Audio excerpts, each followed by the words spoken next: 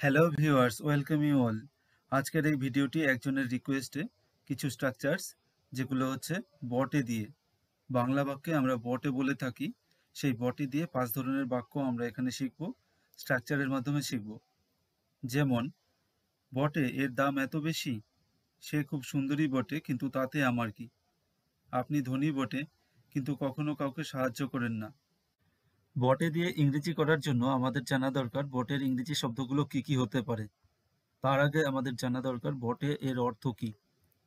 এর অর্থ হচ্ছে সত্যই বা প্রকৃতই বা যথার্থই বা ঠিকই বা নিশ্চিত বা সন্দেহজনক বা প্রশ্নবোধক বা বিস্ময়সূচক কিছু।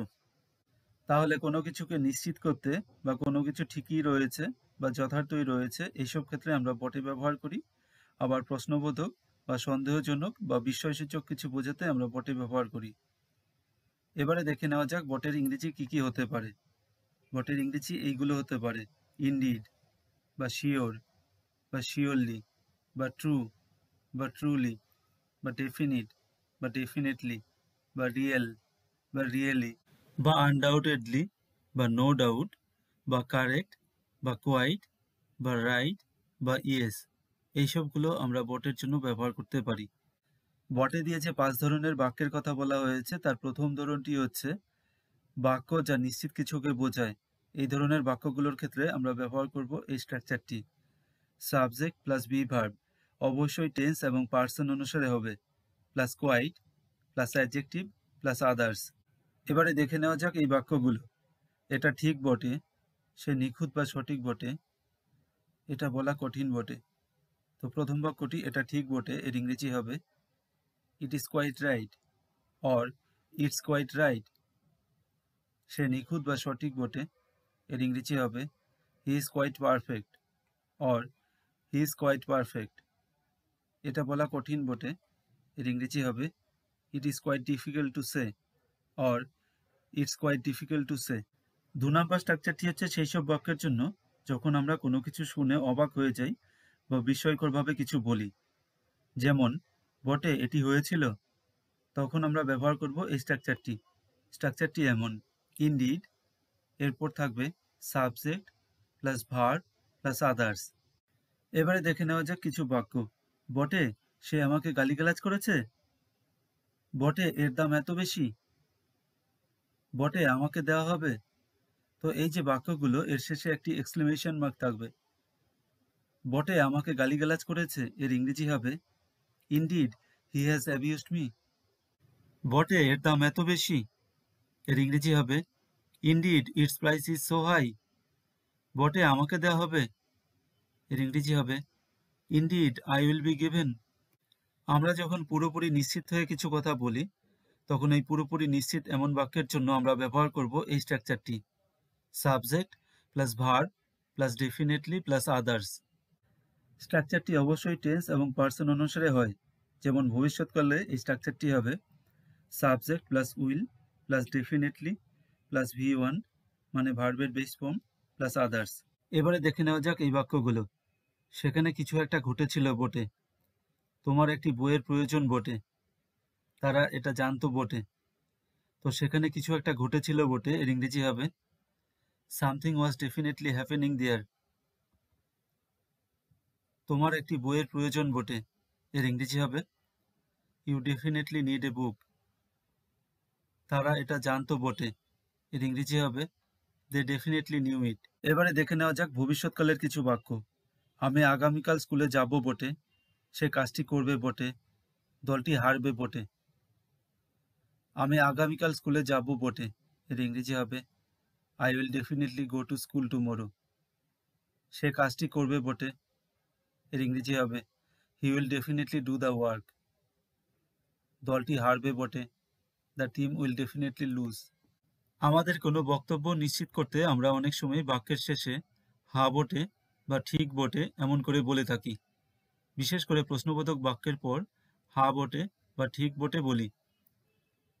আবার বাক্যের শুরুতে অনেক সময় বলি হা বটে, তারপর প্রশ্নবোধক বাক্য। তো এর জন্য আমরা ব্যবহার করব এই স্ট্রাকচারগুলো। কোশ্চেন সেন্টেন্স, এরপর থাকবে ইয়েস, তারপর ডেফিনেটলি বা ইনডিড। আবার এমন করে হতে পারে রিয়েলি দিয়ে একটি এক্সক্লেমেশন মার্ক, এরপর কোশ্চেন সেন্টেন্স। এবারে দেখে নেওয়া যাক এই বাক্যগুলো। আপনি কি এটা আশা করেছিলেন? উত্তর এলো হা বটে। বটে আমাদের দল কি সুযোগ পাবে? বটে সে কি এত রাগী? তুমি কি এটা চাও? উত্তর এলো হা বটে। তো কনভারসেশনের সময় আমরা এমন করে বলি, আপনি কি এটা আশা করেছিলেন? উত্তর আসে হা বটে। তো এর ইংরেজি হবে was it what you expected? Yes definitely. বটে আমাদের দল কি সুযোগ পাবে? এর ইংরেজি হবে really will our team get a chance? বটে সে কি এত রাগী? এর ইংরেজি হবে really is he so angry? তুমি কি এটা চাও? হ্যাঁ বটে। এর ইংরেজি হবে do you want it? Yes indeed. সবশেষে রয়েছে 5 নম্বরের এই স্ট্রাকচারটি। স্ট্রাকচারটি আমরা ব্যবহার করব এইসব ক্ষেত্রে তুলনামূলক মতামত বা অসম্পূর্ণতা বা অসংলগ্নতা জানাতে। স্ট্রাকচারটি হচ্ছে subject plus be verb plus indeed, এরপর অ্যাডজেক্টিভ, তারপর বাট, তারপর হচ্ছে একটি কানেক্টিং সেন্টেন্স। আবার আরেকটি স্ট্রাকচার দিয়ে হতে পারে। এই স্ট্রাকচারটি হচ্ছে সেন্টেন্স প্লাস নো ডাউট, এরপর থাকবে বাট, তারপর কানেক্টিং সেন্টেন্স। এবারে দেখে নেওয়া যাক এই বাক্যগুলো। সে খুব গরিব বটে কিন্তু সে সৎ।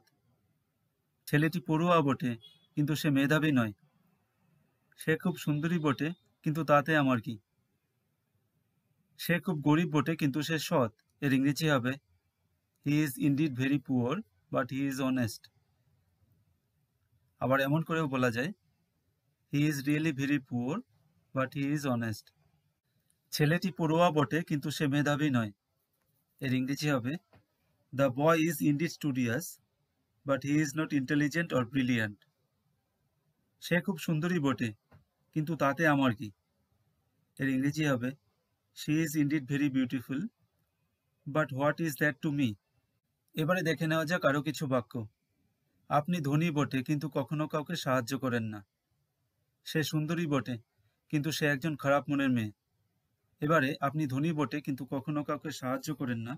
এর ইংরেজি হবে you are rich no doubt but you never help anyone. আবার সেন্টেন্সটি এভাবে হতে পারে you are undoubtedly rich but you never help anyone. সে সুন্দরী বটে কিন্তু সে একজন খারাপ মনের মেয়ে। এর ইংরেজি হবে she is beautiful no doubt but she is a mean minded girl. আবার এভাবেও হতে পারে she is undoubtedly beautiful but she is a mean minded girl. সবশেষে বলবো বটের অনেক ইংরেজি হয় বটে, তবু আমরা সবকিছু শিখতে পারলাম না বটে। এরপর আরো অনেক কিছু শেখার বাকি আছে বটে। Thanks for watching, have a great day.